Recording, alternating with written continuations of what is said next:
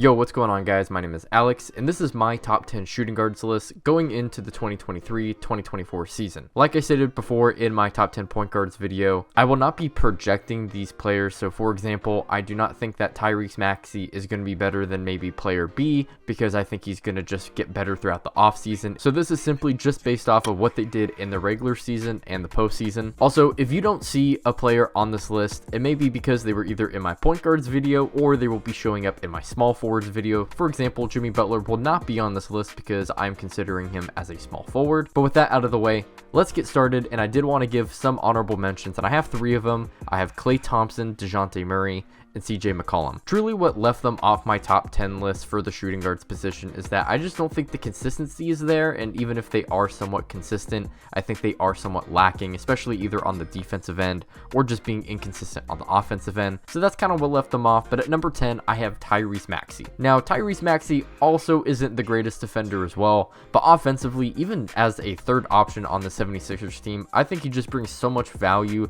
simply because of how great of a scorer he is, and that mainly has to do with his speed. He shot 43% from 3 this year on like 6 attempts, which is very impressive, and he's doing this while scoring 20 points kind of on the bench and also starting. He was very wishy-washy kind of throughout the entire season, and yes, when we did get to the playoffs, his efficiency did drop down, but he's still very young, so I give him some leeway with that. And while his scoring efficiency did drop in the playoffs, more oftentimes than not, he was kind of more consistent as an offensive threat, at least scoring wise, than James Harden. And I think that has a lot to say just about the player that Tyrese Maxey is. And I have really high hopes to see what he can do this season, especially since Harden may not be on the 76ers. We'll just have to wait and find out. At number 9, I got Desmond Bane. He's one of the best 3-point shooters in the league, one of the best shooters in general. And I think what kind of puts him over Tyrese Maxey is his defense. I think Desmond Bane is by far and away a better defender than Tyrese Maxey. And, you know, a lot of it does have to do with Bane just being a bigger body. But Desmond Bane is a really good shooter, really good off the dribble as well. That's something that he's improved on. Has the ability to play off the ball as well. That's why he fits so well next to Ja Morant.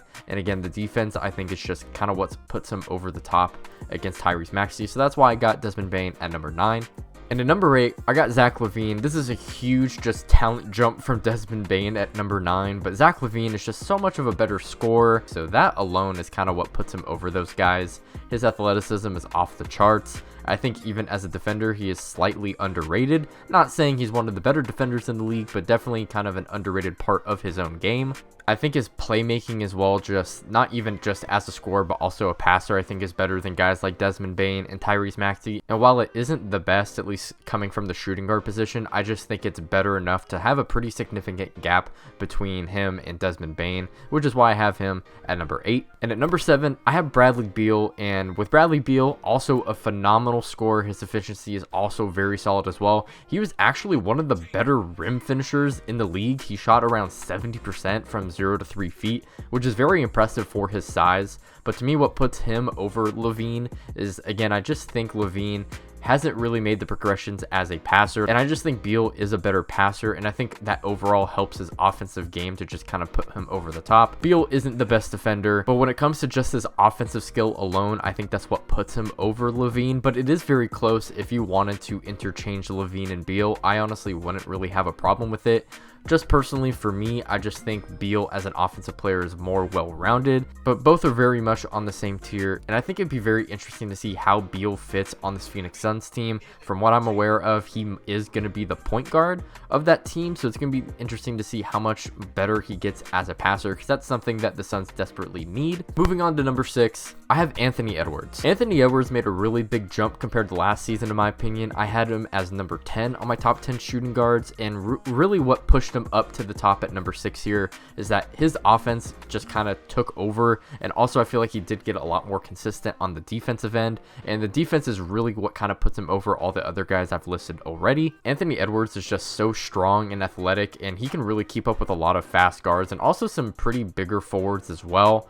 but it just doesn't always show up night in and night out, which is why I can't really put him any higher. He's become a really solid 3-point shooter, shooting about 37% from 3 on decent volume, shooting 7 threes a game. And when we got to the playoffs, we really saw what Anthony Edwards could really be just as a more consistent player later on in his career. Against the Nuggets, he averaged almost 32 points per game. That alone just shows me just how much potential Edwards really has. I'm super high on Edwards. Again, this is not a projection. If it was, I think he would honestly be higher on my list, maybe not that much higher. But what he was able to do in the regular season and how much he improved in the postseason, I really value postseason translation. And the fact that he went above and beyond what he did in the regular season and truly looked like the best player on the Timberwolves and probably gave the Nuggets the biggest fits just as a team in general on their postseason run.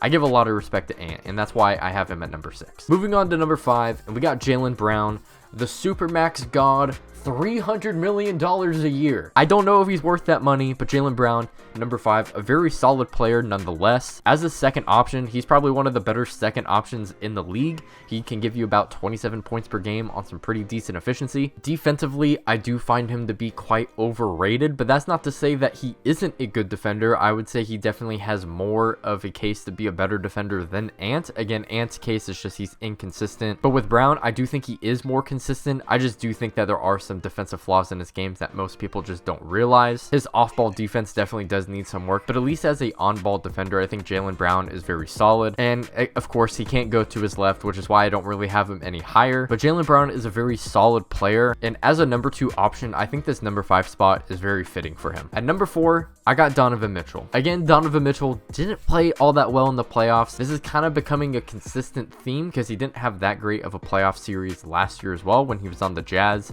But overall, in the past regular season, I just think overall he became a way better scorer. Not only did his points per game go up, but just his efficiency in general went up as well. He's an almost 39% 3-point shooter on 9 attempts a game, and I think that's something the Cavs desperately needed, and Donovan Mitchell was a big part in the success of the Cavs. He led the Cavs to one of their best successful years since LeBron has left. So shout out to Donovan Mitchell. I think he definitely deserves a lot of props. Coming in at number 3, I got Paul George. And this one might be a little bit weird because, again, we're going into this season. So while Paul George will most likely probably be injured for a significant part of the regular season, I'm going to assume that doesn't happen because I hope players don't get injured. But just as a player, Paul George, a great defender, good ball handling skills, a great shooter as well, can score on his own, a decent facilitator as well. I think that's kind of a part of his game that he has improved. And with Kawhi kind of being in and out, Paul George is a big reason why the Clippers were even able to make it to the playoffs. Paul George is definitely on the decline, and I would not be surprised if he became lower on this list. But again, this isn't projecting.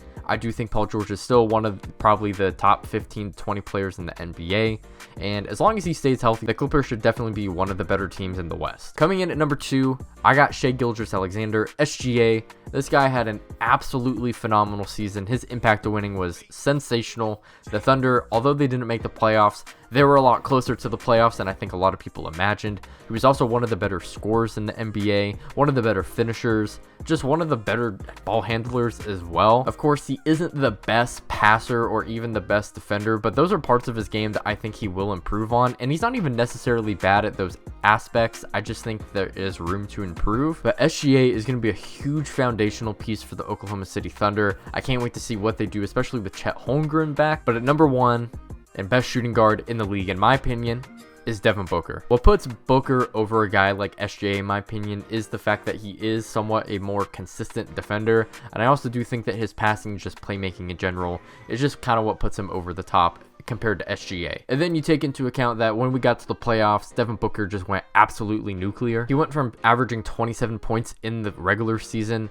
to 33 points in the postseason, and his true shooting percentage also jumped up by like 7 to 8%, which is just absolutely insane when you take into account that most of his shots are mid-range shots, and they're not easy ones either. Devin Booker is honestly one of the better players in our league. He's borderline top 10. I don't think he is quite making that cut. He's probably somewhere between 11 to 15, but Devin Booker has definitely gained my respect even before when Kevin Durant arrived, and most of the time in the playoffs as well. I think he kind of looked better than Kevin Durant. Not saying he is better than Kevin Durant, but he at least played better than Kevin Durant, and I think he definitely definitely deserves some respect, and it's why I got him here at number 1. Well, those are my top 10 shooting guards going into this next season. Let me know down below what y'all think. If you enjoyed, make sure to like and sub. I'm trying to get to 1,000 subs by the end of the year, so it'd mean a lot. You can also check out my socials down below in the description. You can also check out this video somewhere on the screen where I rank the top 10 point guards going into next season. Anyways, I'll see you on the next one. Peace out.